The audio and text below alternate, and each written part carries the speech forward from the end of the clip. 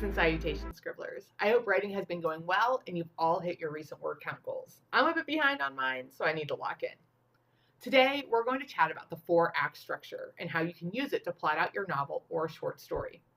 Quick reminder that this is not the only way to organize the plot beats of your story, and that the only right way to do it is by doing what works for you. I do hope this will help to unlock some solutions for you, though, especially if you struggle with the murky middle syndrome in your novel. Personally, I love the 4-act structure. It gives me a quick and simple way to frame my novels when I'm in the planning stage. What I put down in my outline is the big moments that really propel us through each act and set up for the next. Then I'll go back and do more detailed planning of the smaller elements that truly link everything together. For me, using the 4-act structure is about getting the framework of the story solid. So let's dive in. Act 1. Act 1's job is to establish stakes, hook the reader, and lay the groundwork for your story. You're providing context and character background to the reader. This is generally around the 25% of your novel, about like 50 or 60 pages, right? So this is the very beginning. This is where your inciting incident is going to be. The initial stakes are set up, and I say initial because at the end of Act 1, something will happen that makes our protagonist realize that this is much bigger or worse than they originally thought it was.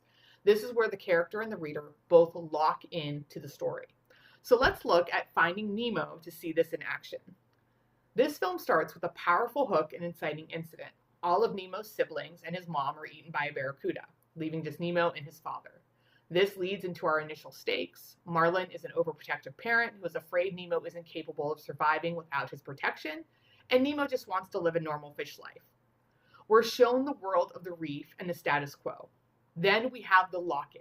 Nemo defies his father by touching the butt. He's taken captive, and this changes the entire focus of the initial stakes. Marlin is still concerned with protecting Nemo, but now it's escalated to a life and death rescue mission. Now we're ready for Act 2. Act 2 is the second 25% of the novel. We're shown how they initially planned to solve the problem.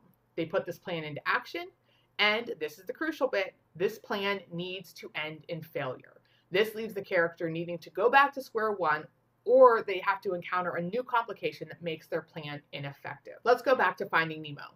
We have 2 storylines at this point in the film, so here are the 2 plan A's. Marlin is chasing after the boat, determined to catch up and free Nemo. Nemo arrives in the tank and meets the other fish. He learns about the tank filter. Plan A in action looks like Marlin meeting Dory. They encounter and escape from the sharks. They encounter the scary deep sea fish. Nemo attempts to break the filter so he can be put into a plastic bag and escape through the window. This is how their plans fail. Marlin discovers that Nemo is in Sydney, much farther away than he thought, and making it that much more difficult to find his son. Nemo fails because of his weak fin and is forced to accept that he's stuck in the tank. For both of these storylines, we've seen a protagonist put a plan into action and fail. This is the key piece. It has to fail. If your protagonist wins or doesn't suffer a significant setback, the reader is going to lose interest. This propels us into Act 3. Act 3 is 50% to 75% of the story. The protagonist is going to recover and come up with Plan B. Your characters may even make Plan C or D. Most of these plans are going to fail, and things will just continue to get worse for the protagonist until they have a false victory. They'll think that they've done it. Problem solved. But then it all comes crashing down around them. This is something readers love to see. We're so wrapped up in seeing them succeed that when they lose it all, we're devastated and even more devoted to seeing that story through to the end. So, what does this look like in Finding Nemo? The recovery and the new plan.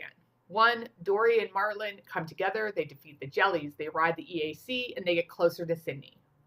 Nemo hears from Nigel that his father is trying to rescue him, and this renews his efforts to escape. Then everything gets worse. Marlin and Dory are eaten by a whale and attacked by seagulls. Nemo encounters Darla and the Aqua Scum 2000, which leads to their false victories. Marlin sees Nemo. He's right there. The dentist closes the window, and then Darla shakes Nemo's bag. Now we've made it to Act 4. This is the final 25% of the story. Our characters come up with their final plan, which usually seems impossible to actually pull off, but they will. They're going to win and obtain their goals. They'll find a new equilibrium, and they're ready to set off on a new adventure. This is also where you tie up all the relevant threads of the story so it has closure. Act 4 of Finding Nemo goes a little something like this. The final plan. Gil helps Nemo escape down the drain. Marlin is devastated by his false victory and doesn't see a way forward until their problems are solved and they obtain their goals. Nemo and Marlin are finally reunited. Hooray! We see both of the characters' emotional growth as they work together to solve the problem of being caught in the fish nest. And now we have a new equilibrium. We see them back at the reef. Marlin is friends with the other fish. Nemo is back at school and ready for adventures. And we tie up the final loose ends where we see the rest of the fish from the tank have escaped and they're in the ocean in their plastic bags. Voila! You have a compelling story that maintains conflict, tension, and keeps your reader engaged and turning the pages. You can use the 4-act structure to sketch out the big moments of your story. You'll notice I left out a lot of detail from Finding Nemo, all the little moments that give us the full picture of the character's growth. You'll have to go back and fill that information in as you expand your outline. I like to use the 4-act structure to get down my overall big picture, and then I like to return to it after I've drafted to make sure things are happening when they should and that the tension and conflict is being increased throughout the story.